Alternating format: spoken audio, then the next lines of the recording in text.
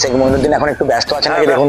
ব্যস্ত আছেন। ওনার বাড়িতে কি এখন একটা ফোন করা যাবে? হ্যাঁ, উনি খুব ব্যস্ত আছেন, তো ওনার বাড়িতে ফোন করতে পারেন। ফোন করতে পারি? হ্যাঁ, আমার বাড়িতে তাহলে একটা ফোন করা যাক। হ্যাঁ, ফোন করা যাবে।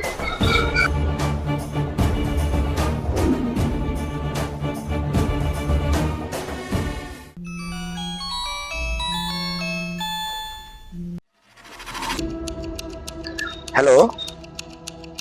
হ্যালো। হ্যাঁ, রিফায়া পিয়া বলছি। হ্যাঁ, হ্যাঁ, তোমার বাবা শেখ মহিনুদ্দিনের অ্যাক্সিডেন্ট হয়ে গেছে। যে উনি এখন হসপিটালে অ্যাডমিট আছেন, আপনি কাইন্ডলি কিছু টাকা আমার অ্যাকাউন্টে পাঠিয়ে দিন। আমার বাবা কেমন আছে?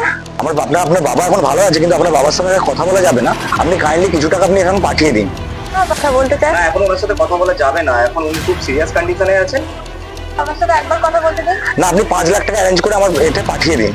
আমি আমার মা- আপনার বাবার সাথে এখন কথা বলা যাবে না, আপনার বাবার সিরিয়াস কন্ডিশন, এখন একটা ওটি করতে হবে, তার জন্য আপনি 5 লাখ টাকা অ্যারেঞ্জ করে পাঠিয়ে দিন আমাকে। আচ্ছা, আমি আমার মাকে নিয়ে যাচ্ছি এক্ষুনি। না না, মাকে না, আপনি এখন কাইন্ডলি টাকাটা পাঠিয়ে দিন। আপনাকে মাকে বলার মতো এখন সময় নেই, আপনি তাড়াতাড়ি আপনার টাকাটা পাঠিয়ে দিন। আচ্ছা আচ্ছা, ঠিক আছে, দেখছি।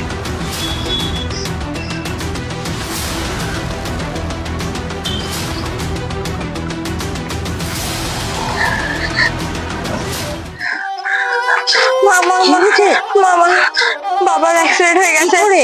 হসপিটাল থেকে ফোন করেছিল। মা, টাকা পাঠিয়ে দে, পাঠিয়ে দে, পাঠিয়ে দে। 5 লাখ টাকা পাঠাতে বলছে। হ্যাঁ মা, পাঠিয়ে দিয়েছি। পাঠিয়েছিস? হ্যাঁ। চিন্তা করিস।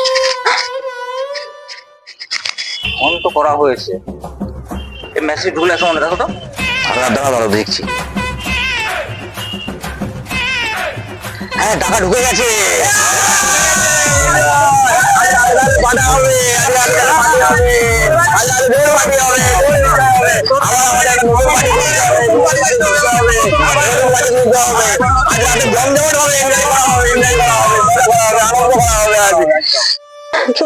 কিচ্ছু হবে না, বাবার কিচ্ছু হবে না। চুপ কর, চুপ কর। কিচ্ছু হবে না। তোমাদের কি হয়েছে? কান্নাকাটি করছো কেন? তুমি ঠিক আছো? আমি তো ঠিকই আছি।